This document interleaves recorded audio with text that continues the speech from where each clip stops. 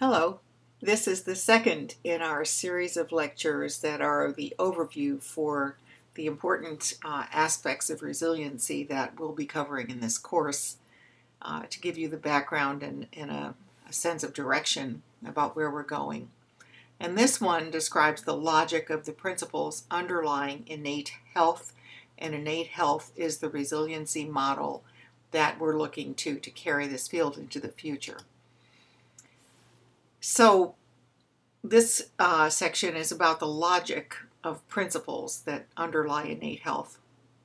And principles are a logic system. More about that later. But these are the characteristics of these principles. First, they describe awakening a natural human resource that is both free and powerful. It would be like harnessing the heartbeat. Our heartbeat happens, it's not voluntary on our part. The heart beats as long as we're alive, and it is a source of energy, and it's a powerful life force. Well, the same thing is true with our natural internal resiliency. It comes with the package as we come into this life. It's always available, and it's a powerful life force.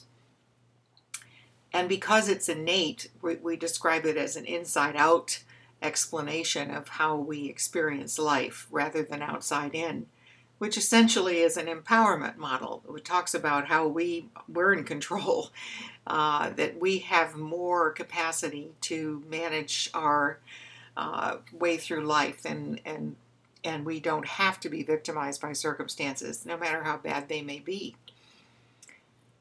And again, it's principles which are discovered, not theories which are articulated to try to explain something. So and more about that later, but when we discover principles, we understand life better.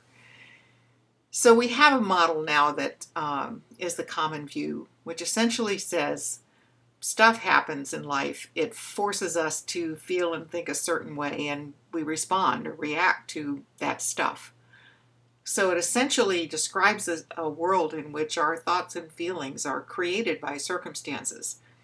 And how we think and feel is therefore the outcome of what's happening to us and what has happened to us.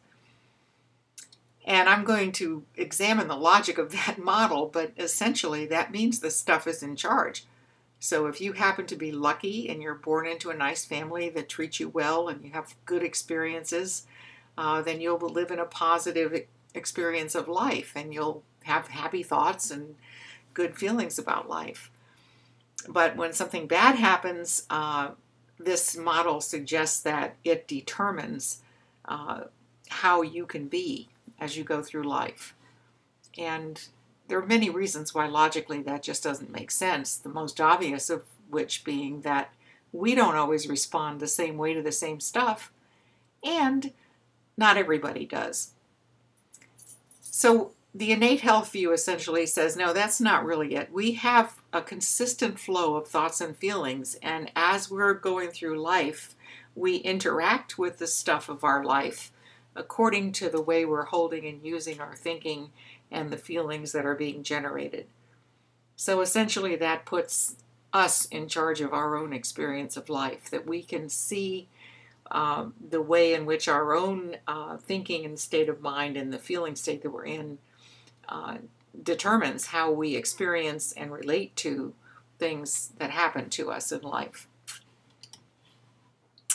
And if we look at it that way, then we say we can understand how we're using our thinking to see life, because we can recognize our ever-changing states of mind, that we are moving up and down a spectrum. And again, this is just 4 big categories. It doesn't have some great meaning. You could have had 86 categories or 2 categories, but in lower states of mind, we experience life through the eyes of someone who is stressed or troubled.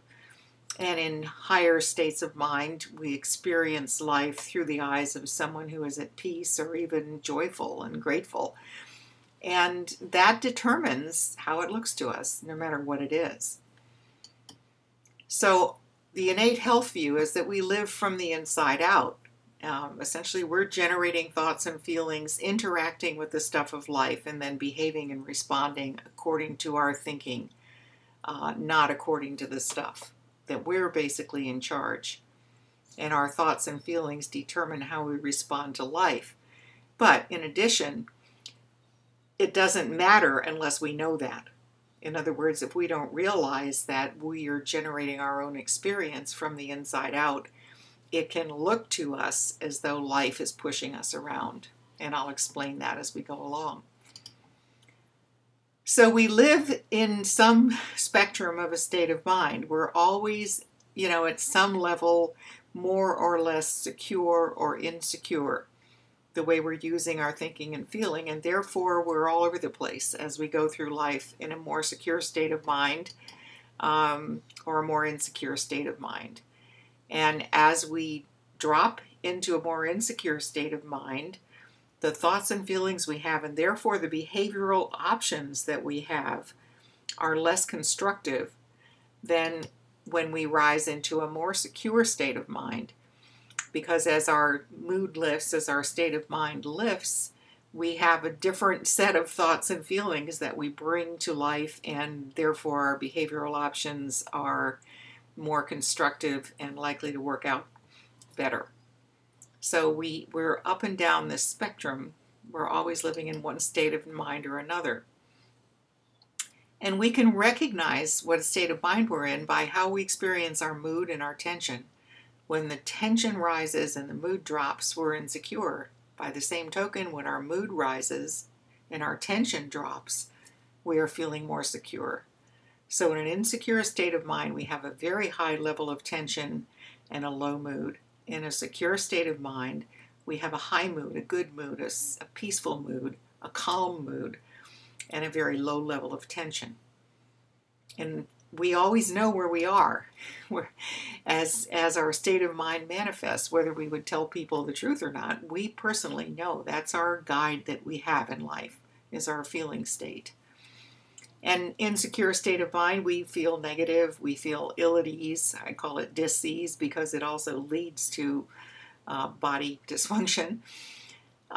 We're confused, we have bad judgment, and we're experiencing stress. As we become secure, we're in a more positive state of mind. We feel comfortable in our own skin. We get ideas that are good.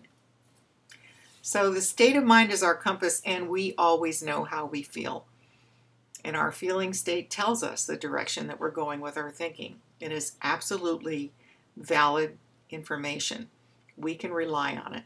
If your mood is high and your tension is low, you can trust your thinking. If your tension is high and your mood is low, you can't trust your thinking. You have to determine that your thinking probably is not as good as it could be, as clear as it might be, as helpful as it might be. So as we go through the different states of mind that we all experience in life, there are certain things, and this I always tell my students, if you don't ever get anything else out of this course except to really see the truth of this, it will help you more than anything else, because they're almost like polar opposites of feeling states that we experience as we go up and down the spectrum of states of mind. So in a stress state of mind, we go from being irritable and self-absorbed to feeling alienated from other people, to actually being destructive of ourselves or others, and at the lowest level, to be in a state of torment. By the same token, as we rise, as our mood lifts and our tension drops, we feel calm, increasingly compassionate towards other people, increasingly close to other people. We have creative ideas, and we have a loving feeling towards ourselves, towards life, towards everyone. And you can see this in yourself if you really stop to reflect that the lower your state of mind drops, the more you find yourself in those gray feeling states at the bottom of the chart. And when we're at our best, we're in that other state, in the loving state. And this is really important to recognize because it helps us to understand other people too. You start to realize that when somebody's coming at you in a very destructive and way, it's their state of mind, it's their thinking. So the principles. Principles are, first of all, discovered. They're not made up. They're discovered. They're true before they were discovered. And as people started to reflect on how things work, usually the principles, when they're discovered, are simple. They explain everything and they apply to everything. They're universal. So once principles are discovered, for example, when the principles of thermodynamics were discovered, it's not like creating friction wouldn't have created heat in the past. It's just now the people understood that it's a reliable thing, that when you create friction, you will get heat and possibly fire. Always. Because that's a truth of life. So these principles, psychologically, are mind, which refers to the intelligent energy of all things, both formless and informed. Meaning that there is an energy of life that's greater than we, and that it's designed to help us survive, basically. That as we use that energy of mind to live our lives, when we're using it optimally, it contributes to the human experience and to our ability to remain human. Consciousness means that we have an awareness that allows us to see that we think, so we can actually understand, oh yes, we are the thinkers, we are thinking. And also to experience, to become conscious, to become aware of what we think as our own personal reality. So we can know that we're the thinker, and we can also know that what comes to mind for us becomes our personal reality. And how that happens is through thought, which is the ability we have to create forms, images, ideas in our heads. So, and that gives us the picture that we create of our own life. We're like the artist with the paintbrush. So mind, thought, and consciousness work together. They're the three principles always working as one to create our personal reality, and our personal reality is just a series of thoughts coming one after another, after another, after another. And as we have these thoughts, we see them come alive before us, so they look real to us. They become our personal reality. And it doesn't mean that it has to be in the external reality. In other words, I can imagine a terrible scenario, can use mind, consciousness, and thought and create a frightening scenario and experience the reality of a person under threat or under siege, even if there's nothing happening in my life at all. By the same token, I can use my thinking to create a sense of optimism and hope, even in the face of daunting circumstances. So we have this ability because we have the ability to think, we can change. Because change comes to our lives from wisdom that occurs in a moment of insight. It's a spiritual experience when we have wisdom come to mind that solves problems for us, not in the sense of a religious experience, but spiritual in the sense that it puts our minds to rest. It makes us feel like we see beyond ourselves. Wisdom always comes with a positive feeling and illuminates our understanding of our situation. So if I've been pondering something and I let it go for a while, and then suddenly I get an insight and it occurs to me like, oh, I see. That comes with a sense of relief, a positive feeling, and suddenly something that wasn't clear is clear. In addition, usually when we get an insight, it generates a whole new state of mind. It takes the trouble away and gives us peace. And that change manifests biopsychospiritually. It affects us across all spectrums of our life.